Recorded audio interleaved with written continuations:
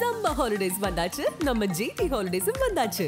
GT Holidays, South India's #1 travel brand. உங்கள் legend சரவணாவில் அக்ஷய திருதியை முன்னிட்டு தங்க நகைகளில் பவுனுக்கு 2000 ரூபாய் தள்ளுபடி ஏப்ரல் 22 முதல் மே 4 வரை. 5 ஸ்டார் கே செந்தில் மற்றும் டுவின் ஸ்டுடியோஸ் பிரசன்ஸ் சிபிராஜ் நடிப்பில் 10 ஹவர்ஸ் வெற்றி நடை போடுகிறது. குவேணி வெட்டி வரலாற்றில் எந்த பதிவதும் கிடையாது. உண்மையான வரலாற்று ஆதாரங்கள். ஆனா தபால் தலையை ஒன்று இலங்கை அரசாங்கமே வெளியிட்டிருக்கு. அவர்களுடைய ஹிஸ்டோரியோகிராஃபி அப்படி இருக்கு. இலங்கையில் விஜயம் வருகைக்கும் குவேணி கதைக்கும் இந்த வரலாற்று ஆதாரங்கள். குவேணி இல்லைன்னு சொன்னா விஜயனும் இல்லை. விஜயனும் இல்லைங்க. அப்ப இலங்கையினுடைய வரலாறு தான் என்ன? அதான் பொய்யான வரலாறு எழுதித்தானே சண்டை பிடிக்கிறீங்க. அதான் உங்களை எங்கிட்ட குழந்தைகள் கூட சாகுது. அதான் இந்த ஹிஸ்டோரியோகிராஃபி பிள்ளையான ஹிஸ்டோரியோகிராஃபி நாங்கள் திருத்த வேணும்னு சொல்றோம். இவர்களுடைய பிள்ளையான ஹிஸ்டோரியோகிராஃபிக்கு எதிராக சரியான ஹிஸ்டோரியோகிராஃபி உள்ள ஒரு புக் எழுதப்பட்டிருக்கு. அதைத்தான் புலிகள் மாணவர்களுக்கு படிக்கணும் கொடுக்கிறார்கள். அதுல குவேணி கதை விஜயன் கதையெல்லாம் வரலாற்றில் போய் கதை என்று எழுதப்பட்டிருக்கு. அப்படி ஒரு பக்கம் அதை எழுதி கொண்டு மறுபக்கம் குவேணி கதையை நீங்க நாவலாக மக்கள் பரப்புக்கு விட்டால் ரெண்டும் ஒன்றோடு ஒன்று மோதும். அப்போ உண்மையாக இலங்கையினுடைய வரலாறு சுருக்கமாக சொன்னால் என்ன? இலங்கையின் வரலாறு இந்தியாவுடைய நீட்சி. அது பாக்கு நீரிடை இல்லை என்றால் இலங்கைக்கு ஒரு தனி அரசம் கிடையாது, தனி நாடம் கிடையாது. பாக்கு நீரிட தான் இலங்கையை இந்தியாவின் ரெண்டாக பிரித்தது. பௌத்தம் இந்த மதத்தின் ஒரு பகுதி என்று இந்தியாவும் கொண்டு வரப்பட சொல்றாரு. அப்படி என்ன ஏன் துரத்தினீர்கள்? ஏன் பௌத்தத்தை வைஷ்ணவர்களும் சைவர்களும் சேர்ந்து இந்தியாவிட்ட ஏன் துரத்தினீர்கள்? துரத்தி போன பௌத்தம் தான் எங்களே அடிக்குது. பிழைக்க போன இடத்துல உங்களுக்கு என்ன தனி நாடு இருக்குது? இந்த வார்த்தையை நிறைய பேர் கேட்டிருக்காங்க. ஈழத்தமிழர்கள் கந்தருடைய மையமாக கொண்டு கிமு 1000 ஆண்டு இருந்த கந்தருடைய ஆனக்கோட்டை அந்த பகுதியில் மையமாக கொண்டு அவர்கள் அரசமைத்து வாழ்ந்த மக்கள். எந்த ஒரு அரசு ஈழத்தமிழரை ஆதரித்தார், ஒருபோதும் ஆதரித்தார். கற்பனைக்கு இடமே கிடையாது. ஜியோகிராபிக்கல் சிச்சுவேஷன், இந்த லொகேஷன்ல, இந்த கண்டிஷன்ல அதுக்கு இடமே உலகத்தை எந்த ஒரு அரசு ஆதரிக்க இடமே. மீண்டும் நாம் இலங்கையினுடைய ஆதிகால வரலாறுக்கே போகலாம். அங்கிருக்கிற கேள்வி, இலங்கையினுடைய ஆதிகால வரலாறு அப்படின்னு சொல்லும் போது இலங்கை 3 வார்த்தைகள் எல்லாருக்கும் அடிப்படையாக ஒரு வரலாறு தெரிந்த ஒரு பிள்ளைகளுக்கு கூட தெரியும். இயக்கர் நாகர், அங்கு இருந்த ஆதிக்குடிகள், அதே போல குவேணி அப்படின்ற அந்த பெண்ணினுடைய பெயர் ஆழமாக எல்லாருக்குமே தெரிந்த ஒரு பெயர், தெரிந்த ஒரு சொல்லாடல் அப்படின்னு சொல்லலாம். விஜயனுடைய வருகையின் போது அங்கிருந்த பெண்ணாக கருதப்படும் குவேணி யார்? குவேணி எந்த இனத்தை சேர்ந்தவர்? குவேணி தமிழ்ச்சியா? இதுதான் என்னுடைய கேள்வி. குவேணி வெட்டி வரலாற்றில் எந்த பதிவதும் கிடையாது. உண்மையான வரலாற்று ஆதாரங்கள். ஆனா தபால் தலையை ஒன்று இலங்கை அரசாங்கமே வெளியிட்டிருக்கு. அவர்களுடைய ஹிஸ்டோரியோகிராஃபி அப்படி இருக்கு. இலங்கையில் விஜயம் வருகைக்கும் குவேணி கதைக்கும் எந்த வரலாற்று ஆதாரங்களும் இல்லை. இதில் உங்களுக்கு ஒரு சுவாரஸ்யமான கதை நான் சொல்ல முடியும். விடுதலை குவேணி என்கின்ற ஒரு நாவலை வெளியிட்டார்கள். அது சண்டையாளியார் இந்திய நாவல். அந்த நாவல் சரி பார்ப்பதற்கு என்னிடம் தரப்பட்டது. நான் நாவலை பார்த்துட்டு சொன்னேன், இது சுத்த வரலாற்று இதழ் கருத்து, இந்த நாவலை நீங்கள் பிரசுரிக்க கூடாதுன்னு சொன்னேன். வரலாற்றுக்கு முற்றிலும் புறணாகுதுன்னு சொன்னேன். அதிர்ச்சி அடைஞ்சாரு. அப்ப நான் திருப்பி சொன்னேன், விடுதலையுடைய கல்விக்கு பொறுப்பாக இருந்தது பேபி சுப்பிரமணியம். அவர் இளைஞருடைய பண்டைய வரலாறில் விஜயன் கதை பொய் என்று சொல்லி வரலாறுகள் புத்தகம் எழுதியது. வரலாற்று நூலை அறிமுகப்படுத்தப்படுது மாணவர்கள். நீங்கள் எழுதிய மாணவர்களுக்கு அறிமுகப்படுத்துகின்ற அந்த நூலில் அறிஞர்கள் சம்பந்தப்பட்டிருக்கிறார்கள். சிங்களவர்களுடைய பிள்ளையான ஹிஸ்டோரியோகிராஃபிக்கு எதிராக சரியான ஹிஸ்டோரியோகிராஃபி உள்ள ஒரு புக் எழுதப்பட்டிருக்கு. அதைத்தான் புலிகள் மாணவர்களுக்கு படிக்கணும் கொடுக்கிறார்கள். பாடப்புத்தகமாக அதை இன்ட்ரடியூஸ் பண்றார்கள். அதுல குவேணி கதை விஜயன் கதையெல்லாம் வரலாற்றில் பொய் கதை என்று எழுதப்பட்டிருக்கு. அப்படி ஒரு பக்கம் அதை எழுதி கொண்டு மறுபக்கம் குவேணி கதையை நீங்க நாவலாக எழுதி மக்கள் பரப்புக்கு விட்டால் ரெண்டும் ஒன்றோடு ஒன்று மோதும். எனவே இது ஏது உண்மை? குவேணி கதை முற்றிலும் பொய். முற்றிலும் பொய்யான ஒன்றுக்குள்ளாலே ஒரு இயக்கமே அவருடைய பாடவிதானத்தை குவேணி கதை பொய் என்று எழுதுது, விஜயன் கதை பொய் என்று சொல்லுது. இதை எப்படி சொல்றீங்களே, இதை வெளியிடக்கூடாது என்று சொன்னேன். இது என்னுடைய கருத்து. ஆனால் புத்தகம் வெளியிடப்பட்டது. அது நான் பொறுப்பில்லை தானே. ஆனால் நான் சொன்ன கருத்துக்கு நான் பொறுப்பு. இன்றைக்கும் அது நான் சொன்ன கருத்துக்கு பொறுப்பு. சரியா? இது ஒரு பிரச்சனைக்குரிய. எங்களுக்கு எங்களுடைய அடிமனத்தில் சில விருப்பங்கள் இருக்கும். அந்த விருப்பங்களுக்குள்ளாக சிலர் பார்க்க வலிக்கின்றோம். நாங்கள் ஹிஸ்டரியை நிராகரிச்சு போடுவோம். நாங்கள் எங்களோட விருப்பத்தை முன்னுக்கு நிறுத்துவோம். ஆனால் ஹிஸ்டரியை அங்கீகரிச்சுத்தான் புலிகள் பாடவிதான புத்தகங்கள் இருக்கிறார்கள். அது இலங்கை அரசாங்கத்தின் புத்தகத்துக்கு மாறானது. இலங்கை அரசாங்கத்தின் புத்தகத்துக்கு எதிரானது. இலங்கையின் பாடத்திட்டத்துக்கு எதிரானது. அது சரியானது, நல்லதும் கூட. பின்பு இதை பிள்ளையார் எழுதுகிறார். அது எங்களுடைய வரலாற்றில் புதைந்திருக்கக்கூடிய பிள்ளையான நம்பிக்கைகள், எண்ணங்கள், சில நலன்கள் அதை எங்களை அப்படி கொண்ட தள்ளும். எனவே குவேனி கதைக்கு எந்த வரலாற்று அடித்தளமும் கிடையாது. நான் செங்கையாளியான சந்திக்க போது சொன்னேன். அவர் அப்போது ஸ்ரீலங்கா புக் ஷாப்ல சந்திக்கிறார். அப்ப நான் கடுமையாக எதிர்க்கிறேன். அவருக்கு கதவு. அப்போ குவேனி அப்படின்னு சொல்லப்படுகிற ஒரு கதாபாத்திரமே இல்லையா? கிடையாது. அப்போ எப்படி சிங்களவர்களாலே அந்த குவேனி என்ற கதாபாத்திரம் நம்பத்தானே படுகிறது? குவேனியினுடைய வழித்தோன்றல்கள் தான் இன்று இருக்கிற வேடுவர்கள் அப்படின்ற வேடுவ இனத்தை. நான் முதலே சொல்லிருந்தானே, ஐதீகங்களோ இதிகாசங்களோ அடிப்படை உண்மைகளிலிருந்து பின்பு சோடிக்கப்படுகின்றது என்று. தமிழரும் சிங்களரும் இனக்கலப்பு செய்கிறார்கள். குவேனி என்கின்ற வாழ்ந்த ஒரு தமிழ் அரச பெண்ணும் வந்த விஜயன் என்கின்ற ஒரு அரசகுமாரனும் அந்த அவரும் 2 பேரும் திருமணம் செய்கிறார்கள். எனவே இது 2 இனக்கலப்பை குறிக்குது. 2 இனக்கலப்பின் குறியீடாக இருக்குது. அவ்வளவு. ஆனா அந்த கதாபாத்திரமே இல்ல. கதாபாத்திரம் கிடையாது. அப்ப குவேனி இல்லைன்னு சொன்னா விஜயனும் இல்லை. விஜயனும் இல்லைதான். 2 கதாபாத்திரம் கிடையாது. அப்ப இலங்கையினுடைய வரலாறு தான் என்ன? அதான் பொய்யான வரலாறு எழுதித்தானே சண்டை பிடிக்கிறீங்க. அதனால எங்களோட குழந்தைகள் ஊன சாகுது. அதான் இந்த ஹிஸ்டோரியோகிராஃபி பிள்ளையான ஹிஸ்டோரியோகிராஃபியை நாங்கள் திருத்த வேணும்னு சொல்றோம். ஹிஸ்டரி மட்டுமல்ல பிரச்சனை, ஹிஸ்டோரியோகிராஃபி பிரச்சனை. எங்களோட பிள்ளையார ஹிஸ்டோரியோகிராஃபிக்கு நாங்கள் சாவுமணி அடிக்கணும். எல்லாவற்றையும் நாங்கள் பிள்ளை எழுதுறோம். அதாவது திருமணம் செய்யும் பொழுது 1000 பொய்யை சொல்லி ஒரு திருமணம் செய்யலாம்னு சொல்றோம் இல்ல? அப்ப 1000 பொய் சொல்லுவோம் இல்ல? அப்படி வரலாறு 1000 பொய் சொல்றோம். போதுமா? அப்போ உண்மையாக இலங்கையினுடைய வரலாறு சுருக்கமாக சொன்னால் என்ன?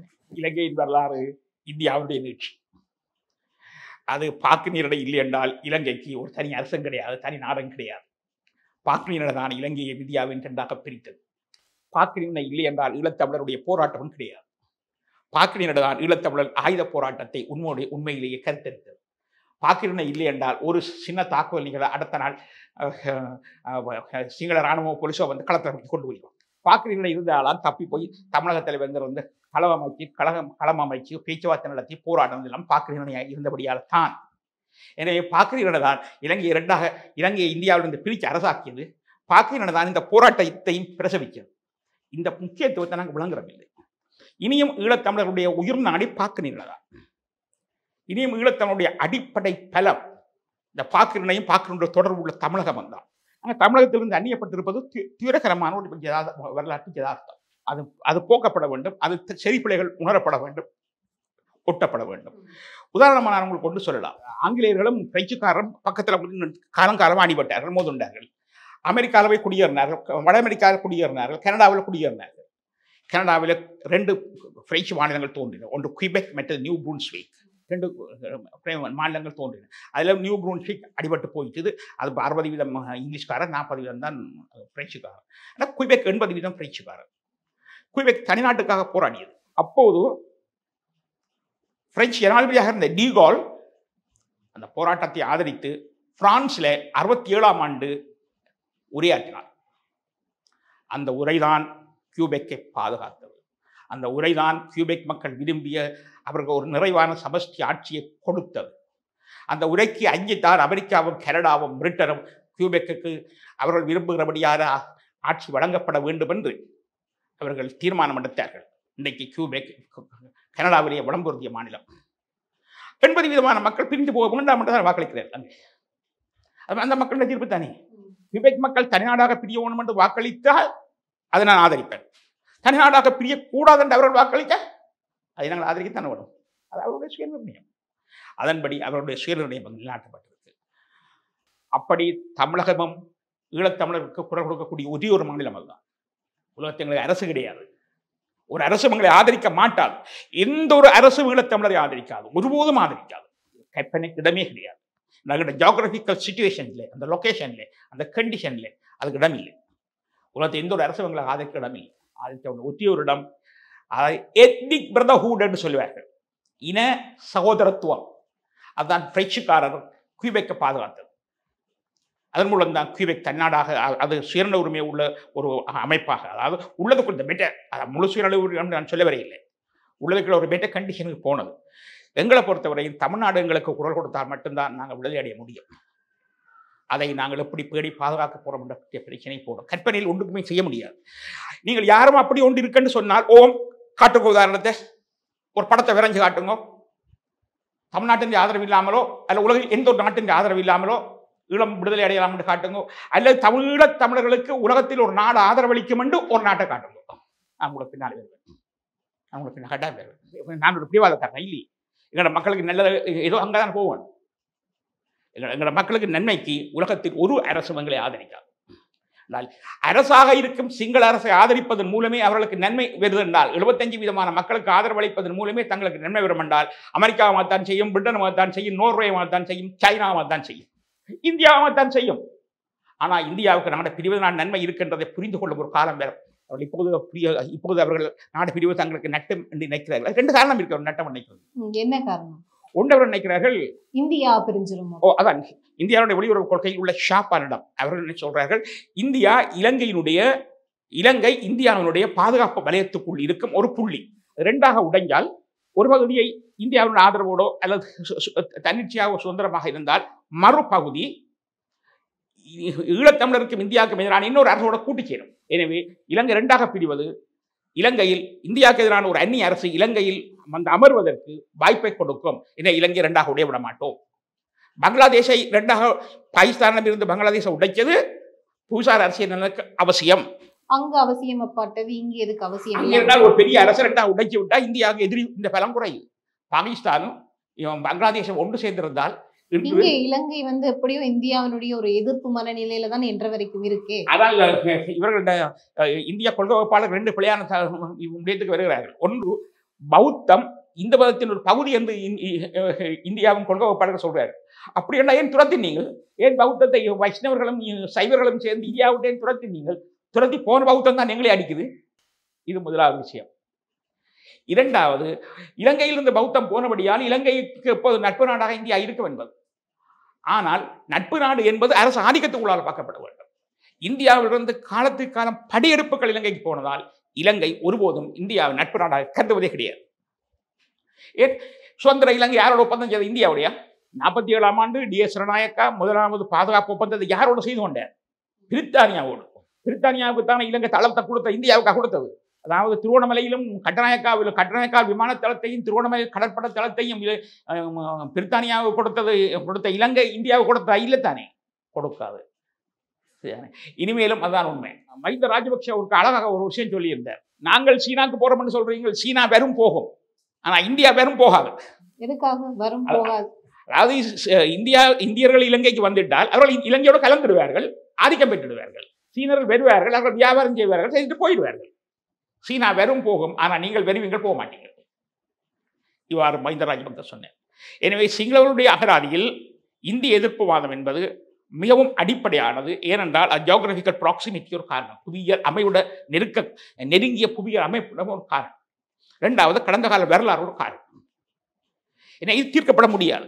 நாடு பிரிவினால் மட்டும்தான் இந்த பகைமையை தீர்க்கலாம். குடிகார கணவரும் அப்பாவி பெண்ணும் நடுக தொடர்ந்து கண்டுபிடிச்சு கொண்டிருந்தா அடிச்சு கொண்டே இருக்கும். பிரிச்சு விட்டு கொஞ்ச நாளைக்கு வர தனியை விட்டார் பிறகு அவர் காலில் விழுகிற நிலைமை வரும். ஆனபடியாலே ஒரு கட்டத்தில் பிரியத்தான் வேண்டும் என்றா பிரிஞ்சானாகும்.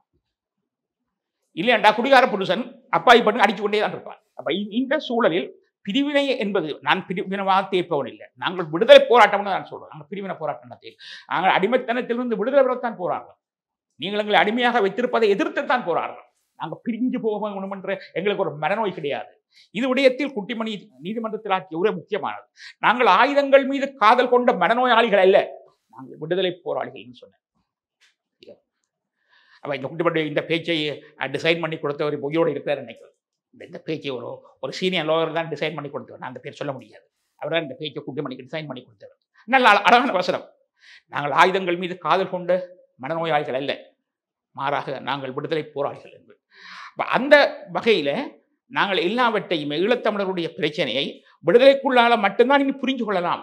இந்த விடுதலை என்பதுதான் சிங்களவர்களுக்குள்ளேயும் இப்போ என்ன காணாமல் போதலையும் சித்திரவதை வதை முகாம்களை உருவாக்கியிருக்கு.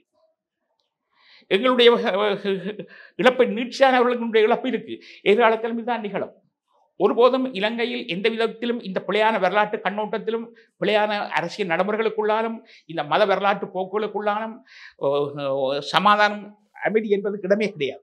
பொதுவாகவே தமிழகத்துல இருக்கிற நிறைய தமிழர்கள் என்ன கூட கேட்டிருக்கிறாங்க, என்ன அப்படின்னு சொன்னா, புழைக்க போன இடத்துல உங்களுக்கு என்ன தனி நாடு இருக்குது அப்படின்னு சொல்லி இந்த வார்த்தையை நிறைய பேர் கேட்டிருக்காங்க. சுர்ன்னு எனக்கு கோபமும் மீறி இருக்கு. இந்த வார்த்தைக்கான உண்மையாக தமிழர்கள் அங்கு போராடிய ஈழத்தமிழர்கள் பிழைக்க போனவர்களா, பிழைக்க போன இடத்திலேயா தமிழ்நாடு கேட்டார்கள்? இந்த வரலாற்று உண்மை, அரசியல் உண்மை அப்படின்றது என்ன?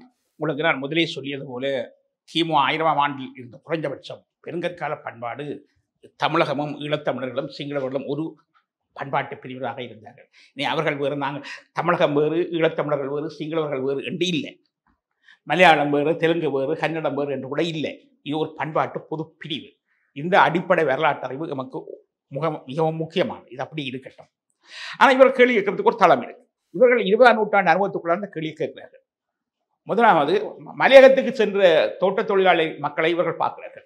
கண்ணுக்கு முன்னாலே தென்னிந்தியாவிலிருந்து சென்ற மக்கள் தான், தமிழகத்திலிருந்து சென்ற மக்கள் தான். எனவே அவர்கள் பிழைக்க போனவர்கள் இருக்கிறார்கள். அவர்கள் அப்பாவிகள் உண்மையில் பிழைக்க போகவில்லை. அவர்கள் வாழ வழி இல்லாமலுக்கு அவர்களுக்கு ஏமாற்றி அவர்கள் தோட்ட முதலாளி மக்களினால் கொண்டு செல்லப்பட்டவர்கள், ஏற்றிச் செல்லப்பட்டவர்கள். இலங்கை இந்திய அரசுகளினால் அவர்கள் ஏற்றிச் செல்லப்பட்டவர்கள். அது ஒரு பரிதாபகரமான ஒரு தீவிரமான வரலாறு. அவர்களும் இந்த பிழைக்க போராட்டத்தில் வராது. ஆனால் இந்த பார்வைக்கு இங்கிருந்து போனவர்கள் சரியா 19ஆம் நூற்றாண்டினுடைய நடுப்பகுதிக்கு பின்பு போகிறது தான் இவர்கள் காண்கிறார்கள். இது ஒன்று. இரண்டாவது, பர்மா, பழைய பேர் மலேசியா, சிங்கப்பூர் போன்ற இடங்களுக்கு இந்தியாவில் தமிழ்நாட்டிலிருந்து ஆக்கள் உழைக்க போனவர்களை பார்க்கிறார்கள். பிழைக்க போனவர் அப்படித்தான் ஈழத்தமிழர்களும் பிழைக்க போனவர்கள் என்று நினைக்கிறேன். அது உண்மை. ஈழத்தமிழர்கள் கந்தருடைய மையமாக கொண்டு கிமு 1000ஆம் ஆண்டில் இருந்த கந்தருடைய ஆனக்கோட்டை அந்த பகுதியில் மையமாக கொண்டு இன்றைய அகழ்வாய்வுகளை தான் நிரூபிக்கின்றன கொண்டு அவர்கள் அரசமைத்து வாழ்ந்த மக்கள். கதிரமலை அரசு என்ற ஒரு அரசே இருந்தது. கிமு 5ஆம் நூற்றாண்டை குறைஞ்ச 5ஆம் நூற்றாண்டில் இருந்து அதனுடைய வேர்களை காணலாம். எனவே ஈழத்தமிழர்கள் அரசமைத்து வாழ்ந்த மக்கள். ஆனால் சின்ன கடலை கடந்து வியாபாரம் செய்தார்கள் தமிழர்கள். இந்த கடல் ஈழத்தமிழர்களுக்கும் தமிழகத்துக்கு இடையிலான பிரித்து பங்கு போடப்பட்டிருக்கவில்லை. இன்றைய 20ஆம் நூற்றாண்டிற்கும் கடல் சட்டத்துக்களாலே அதை பார்க்கவும் கூடாது. ஈழத்தமிழர்களும் தமிழக தமிழர்களும் தென்னிந்திய தமிழர்களும் தென்னிந்திய மக்களும் இந்த கடலை ஒரு பொதுவான கடலாக பயன்படுத்தினார்கள். இது ஒரு புறம் இருக்கட்டும். எனவே இங்கு பல பொதுத்தன்மைகள் இருந்தன. தனித்தனி தன்மைகள் என்பது நாங்கள் ஒரு அரசமைத்திருந்தோம் என்ற ஒரு தனித்தன்மை, பொதுத்தன்மை இருந்தது. இன்னொரு வகையில் சோழ பேரரசு இலங்கையை கைப்பற்றிய பிறகு, அனுராஜபுர ராஜ்யத்தை கைப்பற்றிய போது கதிரமலை அரசும் அவரோடு சேர்ந்து உள்வாங்கப்பட்டு விட்டதாக ஒரு வரலாற்று ஊகம் இருக்கிறது. சரிதானே? அது நேரடியான குறிப்புகளை காண முடியல. அப்படிப்பட்ட ஒரு குறிப்பு இருக்கு, ஊகம் இருக்கு. எனவே சோழ பேரரசனுடைய வருகையோடும் இலங்கை ஈழத்தில் காணப்பட்ட தமிழ் அரசுக்கு கபலீகரம் செய்யப்பட்டிருக்கு. இப்படிப்பட்ட வரலாற்று போக்குகளை நாங்கள் கருத்தில் கொள்ளவும் சிங்களவர்களோட அரசு மட்டும் இல்ல, தமிழர்களுடைய சுயாட்சியான தன்னாட்சியான அரசுகள் கூட சோழர்களால் விழுங்கப்பட்டது. அது சமாதானபூர்வமாக விழுங்கப்பட்டது. அது காரணம் என்னென்றால் மதம் உண்டு, கடல் உண்டு. இந்த கடல் சம்பந்தப்பட்ட பிரச்சனையிலோடு சண்டை பிடிக்கிறது கூட மிகவும் தவறான. இந்த கடல் உண்மையில ஈழத்தமிழர்களுக்கும் தமிழருக்கும் இடையில் சண்டை பிடிக்கக்கூடிய இடம் இல்லை. ரெண்டு பேருக்கும் ஒரு வளமான இடம். ஹாலிடேஸ் வந்தாச்சு, நம்ம ஜிடி ஹாலிடேஸும் வந்தாச்சு. GT holidays, South India's #1 travel brand. உங்கள் லெஜண்ட் சரவணாவில் அக்ஷய திருதியை முன்னிட்டு தங்க நகைகளில் பவுனுக்கு 2000 ரூபாய் தள்ளுபடி. ஏப்ரல் 22 முதல் மே 4 வரை. 5 ஸ்டார் கே செந்தில் மற்றும் டுவின் ஸ்டுடியோஸ் பிரசன்ஸ் சிபிராஜ் நடிப்பில் 10 ஹவர்ஸ் வெற்றி நடை போடுகிறது.